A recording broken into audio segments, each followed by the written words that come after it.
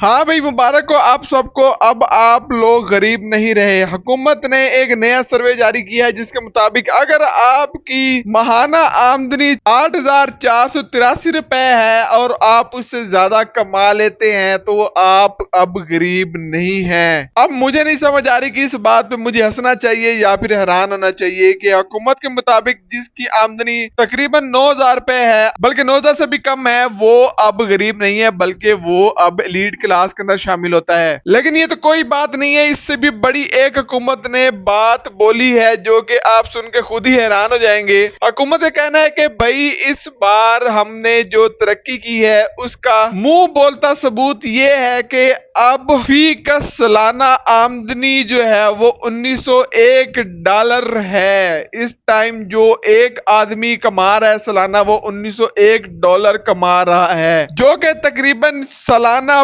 5,17,000 रुपए बनते हैं। अगर उसको 12 पे तकसीम किया जाए तो तकरीबन 43,000 रुपए बनता है। मतलब आपके घर के अगर 5 अफराद हैं तो आपके घर तकरीबन 2,40,000 रुपया आ रहा है यार, आपको पता ही नहीं है। मुझे नहीं समझ आती कि ये वाले सर्वे कहां पे हो रहे हैं और किस तरह हुकूमत इसको जस्टिफाई कर रही है कि कैसे एक आदमी 43,000 रुपये महाना कमा रहा है, क्योंकि 90% से ज्यादा तो ऐसी फैमिलीज है जिनके घर मुकम्मल जो पैसे आ रहे हैं वो ही तकरीबन 50,000 से कम है। तो कैसे हुकूमत कह सकती है कि फीकस आमदनी हमने 43,000 रुपए कर दी है। इसके अलावा आज की वीडियो के अंदर हम बात करने वाले हैं ऐसे मौजू पर जो कि पाकिस्तान के लाखों सरकारी मुलाजमीन, प्राइवेट मुलाजमीन, पेंशनर्स और आम शहरियों से बराह रास्त ताल्लुक रखता है। सवाल यह है कि पाकिस्तान में हर साल टैक्स हदफ पूरा करने के लिए हुकूमत बार बार उन्हीं लोगों पे बोझ डालती है जो कि हमेशा से टैक्स पहले ही दे रहे हैं। मैं बात करने वाला हूं सरकारी मुलाजमीन और पेंशनर्स की, जिनकी पेंशन तनख्वाहों में से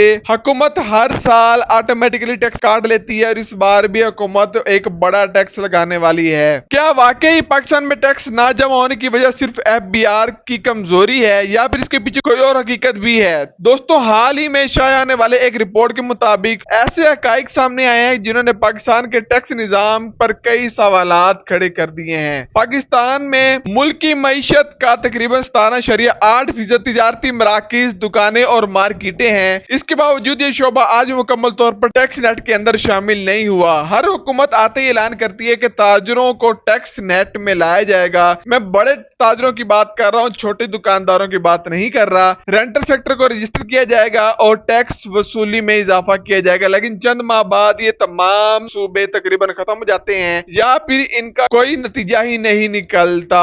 माहिरीन मुआशियात के मुताबिक इसकी वजह FBR की नाअहली नहीं बल्कि सियासी मसलहतें हैं, क्योंकि ताजिर तबका एक मुनज़्ज़म और बाअसर ग्रुप समझा जाता है। सियासी जमातों को इंतखाबात में इनकी हमायत दरकार होती है, इसलिए अक्सर हुकूमतें इनके खिलाफ सख्त इकदाम करने से गुरेज करती हैं। दूसरी तरफ तनख्वाहदार तबका ऐसा तबका है जो कि आसानी से टैक्स देता है। सरकारी और निजी मुलाजमीन की तनख्वाहें और पेंशन में से ऑटोमेटिकली हुकूमत टैक्स काट लेती है, इसलिए हुकूमत समझती है कि भाई ये बहुत ही आसान तरीका है टैक्स हासिल करने का। लेकिन अब बात ये हो रही है कि क्या सिर्फ और सिर्फ मुलाजमीन, पेंशनर्स ही क्या टैक्स देते रहेंगे? क्या उन्हीं की तनख्वाहों और पेंशन में से ही टैक्स लगता रहेगा या फिर हुकूमत इसका कोई अल्टरनेट सोर्स भी ढूंढेगी? दोस्तों, अगर पेट्रोलियम सेक्टर की बात की जाए तो इसकी मालियत तकरीबन 6 से 7 ट्रिलियन बताई जाती है, लेकिन इस शोबे में बाकायदा टैक्स के बजाय मुख्तलिफ लेवीज के जरिए रकम हासिल की जाती है। क्यों नहीं इन पे टैक्स लगाया जाता? क्यों नहीं इन ताजरों पे टैक्स लगाया जाता जो कि इतने रुपए कमा रहे हैं? क्यों ही एक आम छोटा मोटा जो भी एक मुलाजिम इनको मिलता है उसी पे टैक्स लगा देते हैं, जो कि 50,000 60,000 रुपए कमा रहा है उस पे भी टैक्स में इजाफा किया जाता है और उसको ही हर साल टैक्स देना पड़ता है। हुकूमत माली साल 2026-27 में सिर्फ पेट्रोलियम मसनूआत की लेवी के अंदर से 1.7 ट्रिलियन रुपए हासिल करने का हदफ रखती है, यानी पेट्रोल और डीजल इस्तेमाल करने वाला हर शहरी बिलवास्ता तौर पर हुकूमत को रकम अदा करेगा। यही वजह है कि जब पेट्रोल महंगा होता है तो उसका असर सिर्फ गाड़ी चलाने वाले तक महदूद नहीं रहता बल्कि अशियाए खुदोनोश, ट्रांसपोर्ट और रोजमर्रा इस्तेमाल की तकरीबन हर चीज पर पड़ता है। रिपोर्ट के मुताबिक हुकूमत सूबों से भी इजाफी माली वसाइल हासिल करना चाहती है। माहिरीन का कहना है कि सूबों में 3 سے لے کر 1.7 ٹریلین روپے تک حاصل کیے جا سکتے ہیں، جبکہ ایف بی آر کی ممکنہ شارٹ فال کو بھی پورا کیا جا سکتا ہے۔ لیکن یہاں پہ ایک اہم سوال پیدا ہوتا ہے کہ اگر صوبوں کے پاس موجودہ وسائل وفاق استعمال کرے گا